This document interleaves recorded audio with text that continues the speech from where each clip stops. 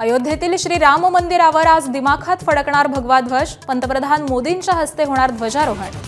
ध्वजावरती तेजस्वी सूर्य, ओम ही प्रतीकं।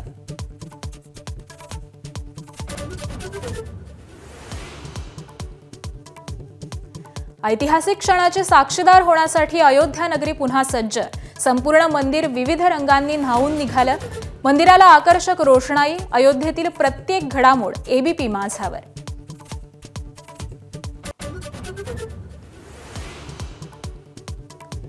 स्थानिक स्वराज्य संस्थांच्या निवडणुकीबाबत आज सुप्रीम कोर्टात सुनावणी। अनेक ठिकाणी 50% आरक्षण मर्यादा ओलांडल्याचा आरोप।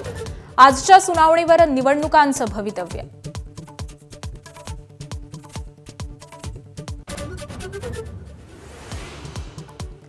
मुंबईत 11 लाख दुबार मतदार असल्याची महापालिकेची कबुली। दुबार नावं वगळण्यासाठी महापालिकेनं वेळ मागितला।